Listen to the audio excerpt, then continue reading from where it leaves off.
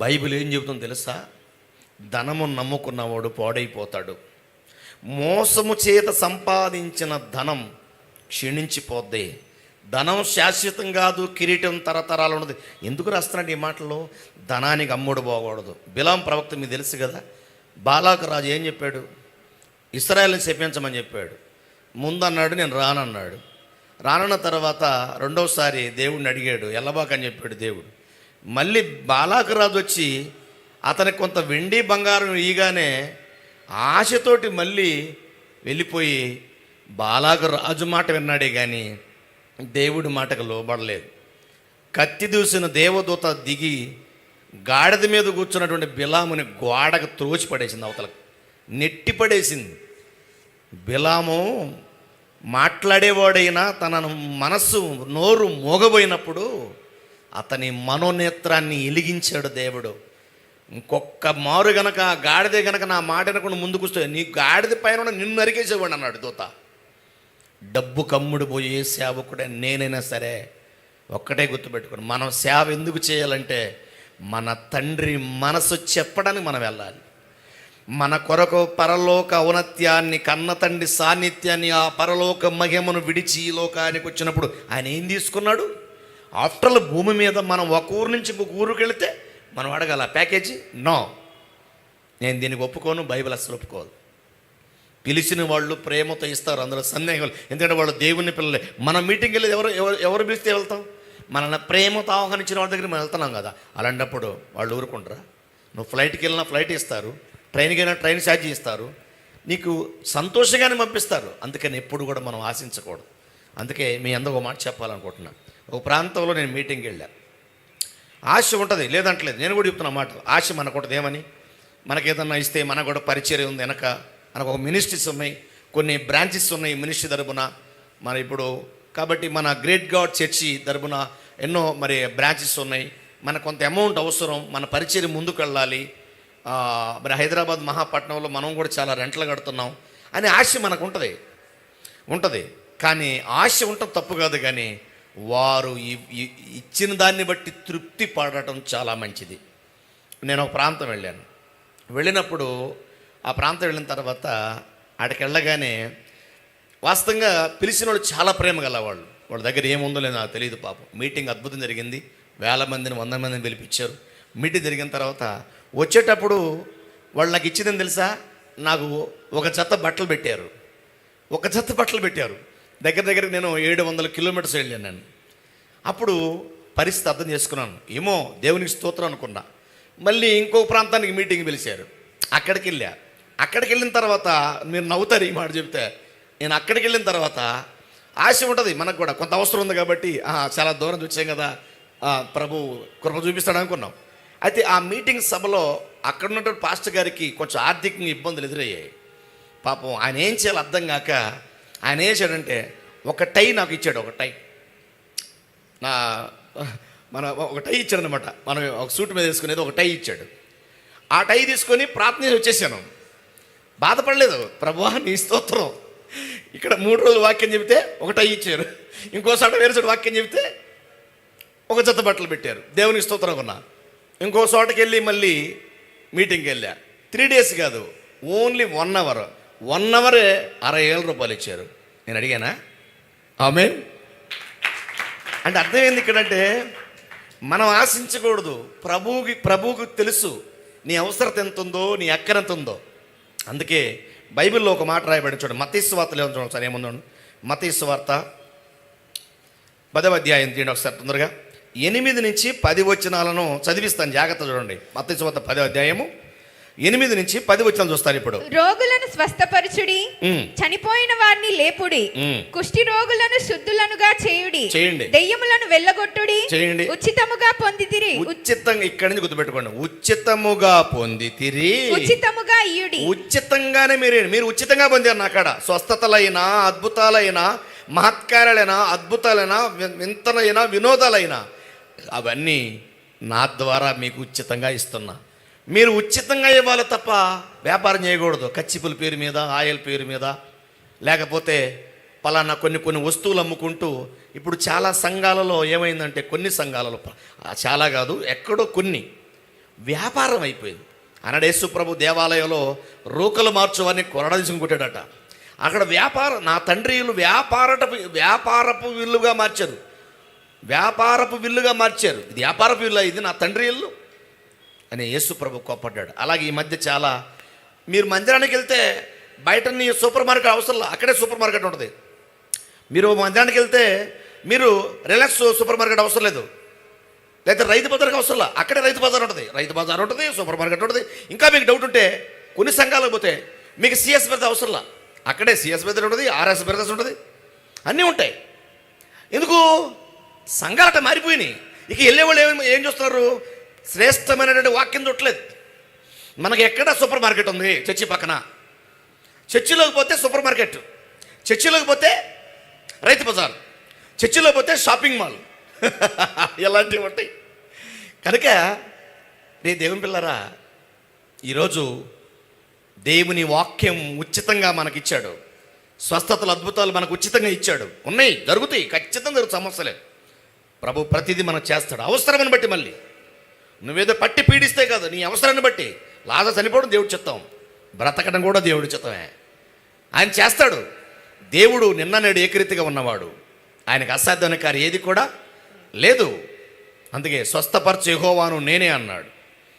ఆయన రక్షకుడు. యేసుప్రభు ఎవరు? అంగరక్షకుడే కాదు, ఆత్మరక్షకుడు. ఒక మాట గుర్తుపెట్టుకోండి, ఆత్మను రక్షించేవాడు శరీరాన్ని రక్షించుకోడా? అయితే గుర్తుపెట్టుకోండి, నీవు ఆయన మీద ఆనుకోవాలి తప్ప ఈ లోకంలో దేని మీద కూడా ధనం మీద ఆధారపడకూడదు. ఈ పాఠం కూడా చెప్పడం నా ఉద్దేశం.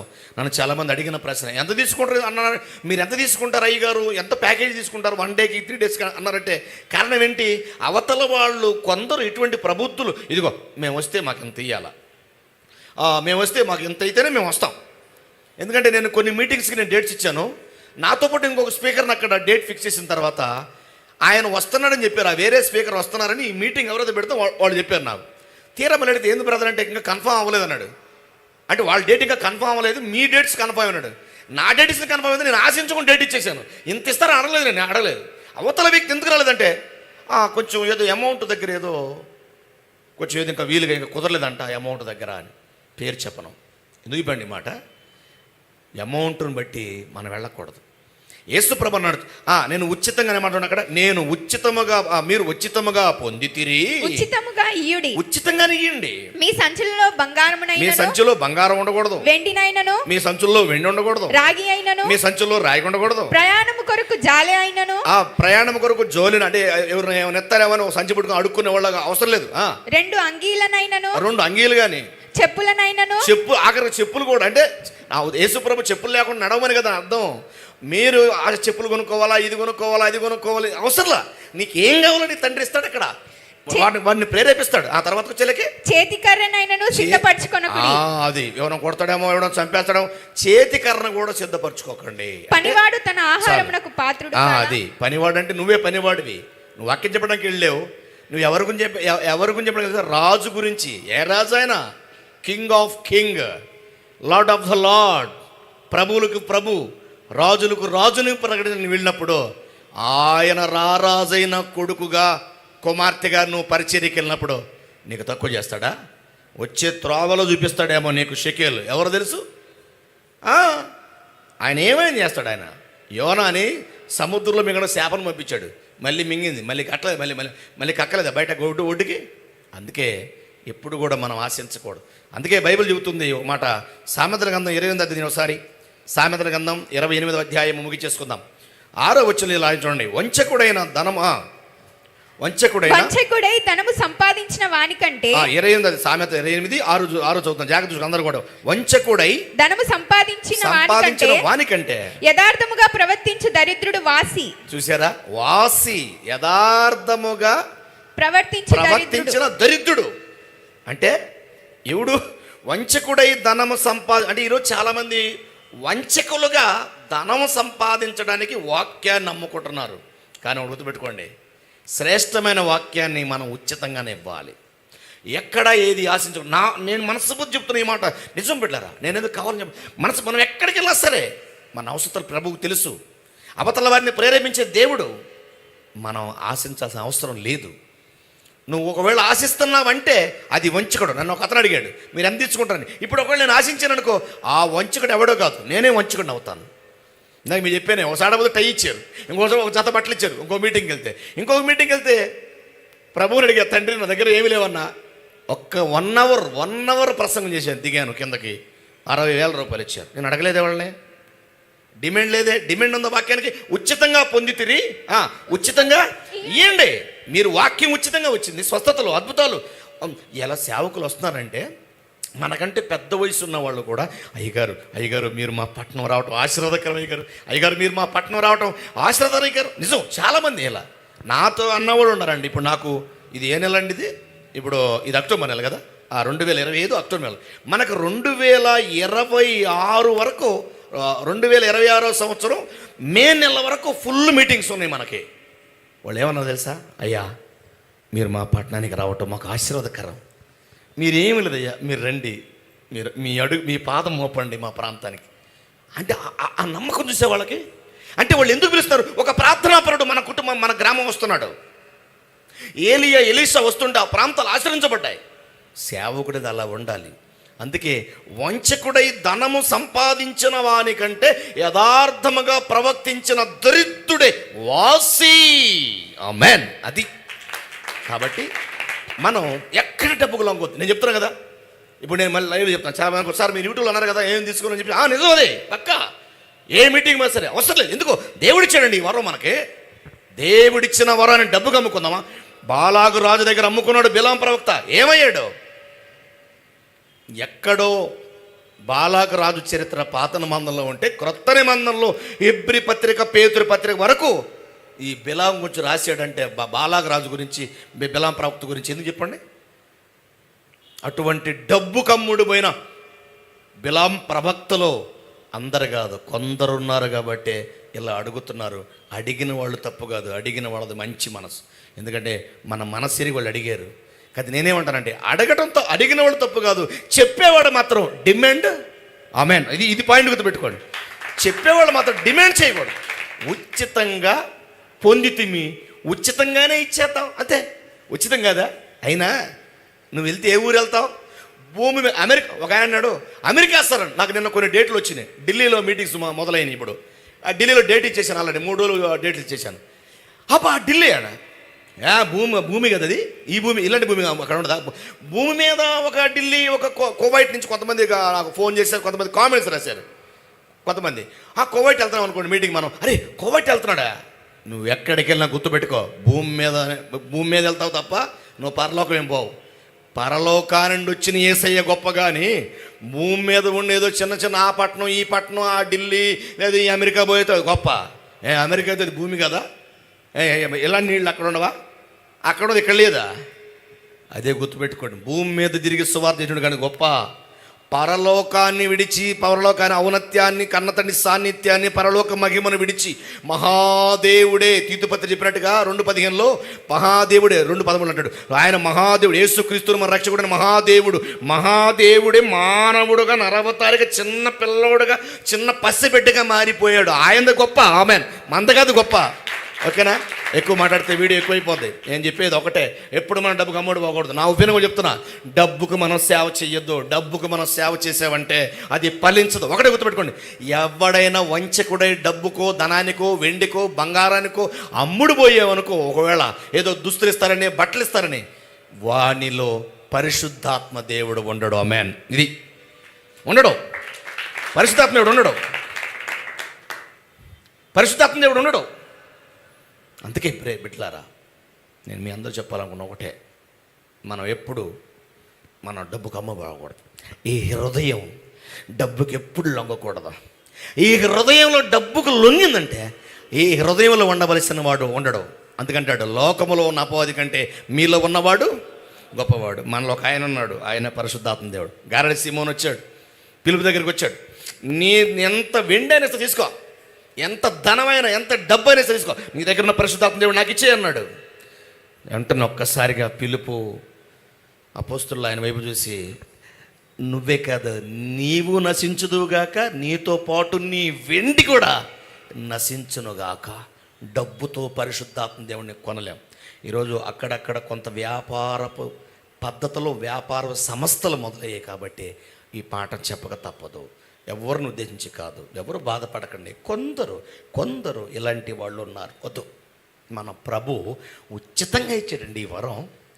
ఉచితంగా ఏమన్నా తెలుసా, సేవ చేస్తున్నామంటే మనము దేవుని ప్రార్థనలతోనూ భక్తితోనూ అభిషేకంతో మనం నింపబడ్డామంటే ఈ ఘనత ప్రపంచంలో అమెరికాలో ఉన్న డొనాల్డ్ ట్రంప్ గారు లాంటి వాళ్ళకి కానీ, ఇజ్రాయెల్ ప్రధానమంత్రి బెంజమిన్ నెతన్యాహు గారు కానీ, లేదా అమెరికా ప్రెసిడెంట్ మళ్ళీ డొనాల్డ్ ట్రంప్ గారు లాంటి వారికి కానీ, ఒక ఒబామా గారు లాంటి వారు కానీ, ఒక ఎవ్వరికి కూడా లేదండి. అబ్రహాం లింకన్ లాంటి వాళ్ళు కూడా లేదండి.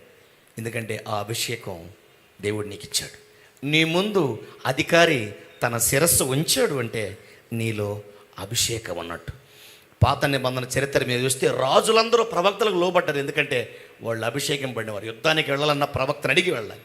ఈరోజు మనం ఒక పట్టణం వెళుతున్నామంటే ఆడుగోర ప్రవక్త వచ్చాడు, ఆడుగోర ప్రార్థనాపరుడు వచ్చాడు, ఆడుగోర అభిషేకించబడిన వాడు వచ్చాడు అని అనాలి.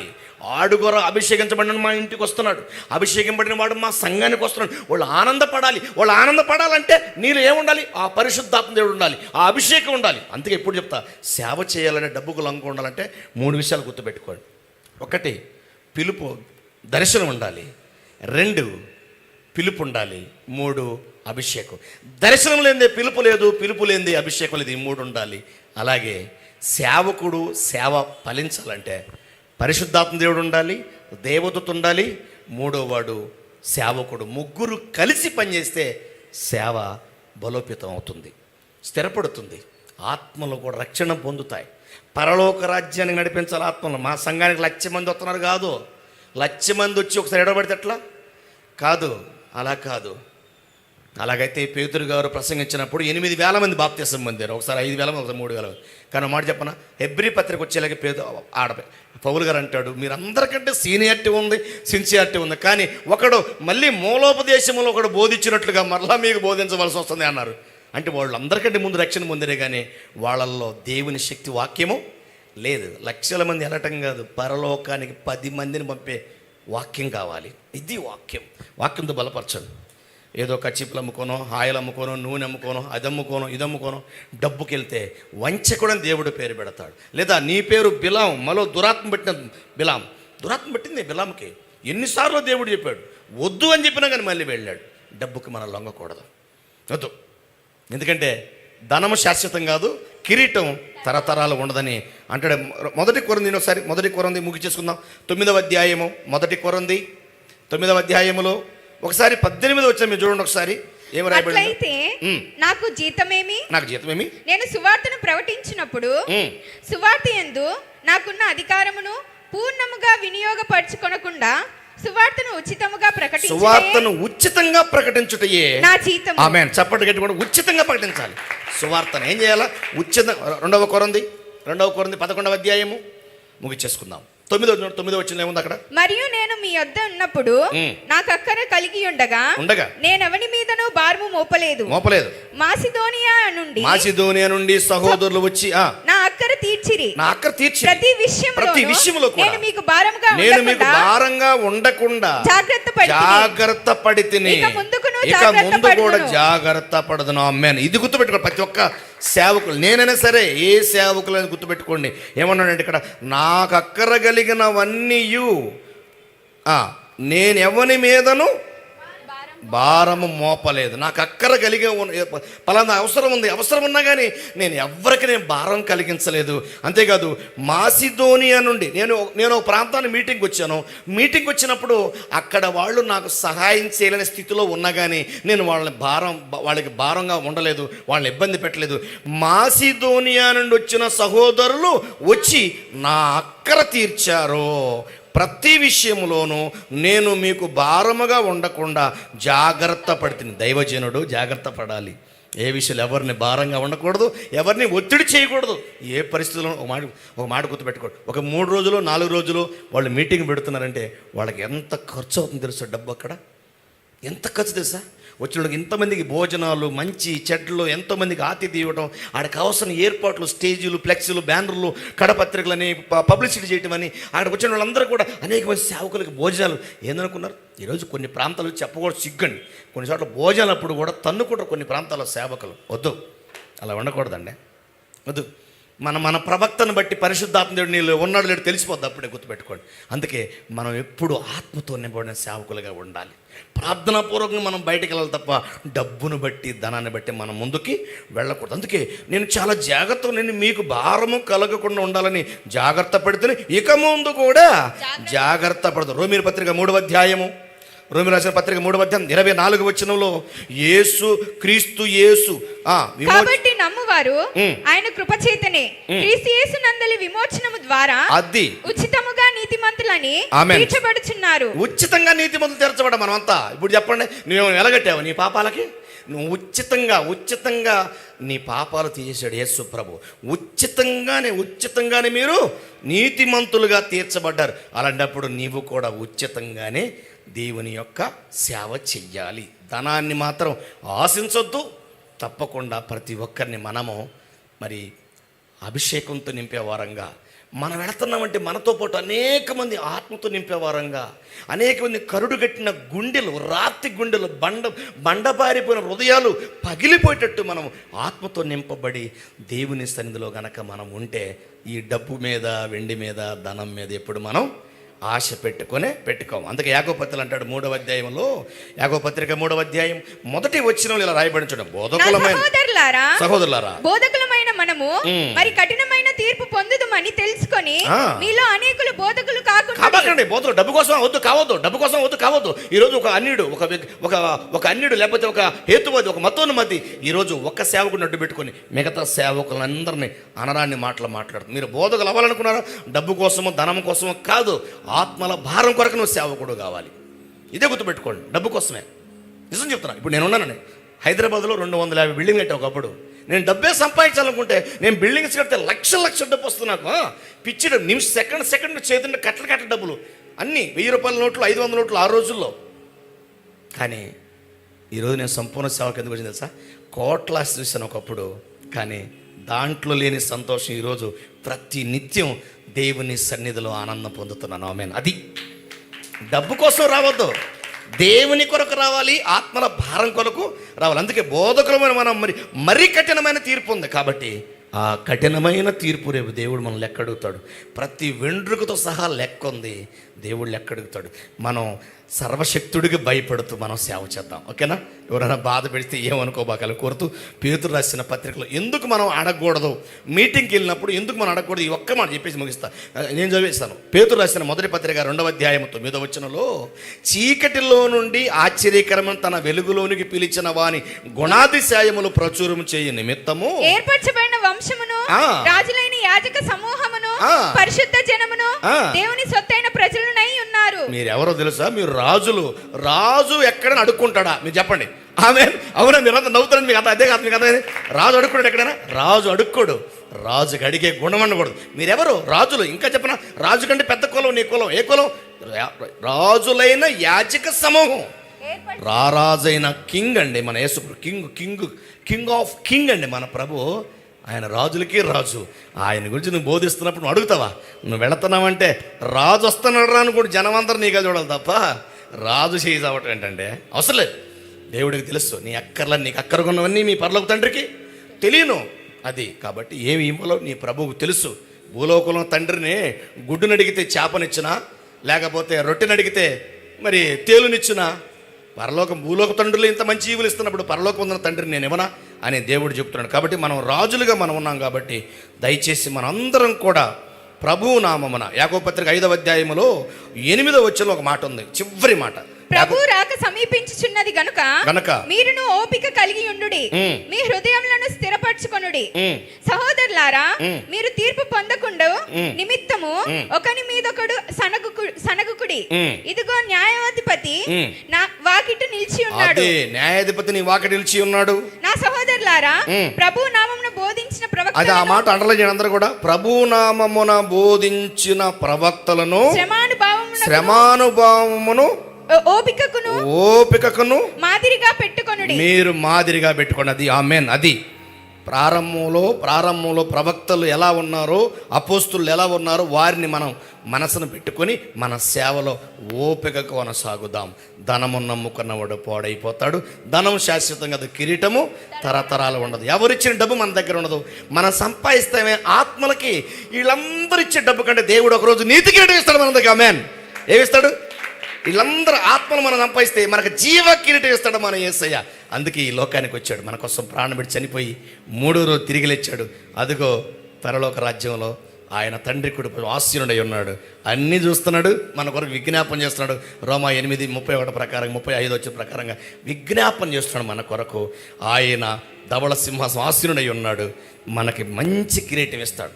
ఈ భూలోకంలో బంగారం, వెండి, ఇత్తడి, రాగి ఏముందండి? శ్రేష్టమైన జీవ కిరీటం కొరకు మనం సేవ చేద్దాం. శ్రేష్టమైన నీతి కిరీటం కొరకు సేవ. పౌలు అంటాడు, నేను మంచి పోరాటం పోరాడితే నా కొరకు మంచి పోరాటం పోరాడితే నా విశ్వాసం కాపాడుకు నా కొరకు నీతి కిరీటం ఉంచబడి ఉంది. నా కొరకే కాక తన ప్రత్యక్షతను ఎందరైతే కనుగొందరో వారందరికీ కూడా మీకు నీతి కిరీటం ఉంది. నాన్నలు, అన్నలు, తమ్ముళ్ళు, పెద్దలు, గౌరవనీయులు, సేవకులారా, పాస్టర్స్లారా, మనకి నీతి కిరీటం ఉంది. దానికోసం మనం సేవ చేద్దాం. ఆత్మలు రక్షిద్దాం. పరలోకపు తండ్రి కన్న కలలు పండిద్దాం. క్రీస్తు ప్రభుల వారి త్యాగాన్ని వివరిద్దాం.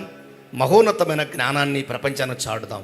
అనేక మందిని నీతిమంతులుగా మారుద్దాం మన యేసయ్య వాక్యాన్ని బట్టి. May God bless you. మీ అందరికీ వందనాలు. Thank you.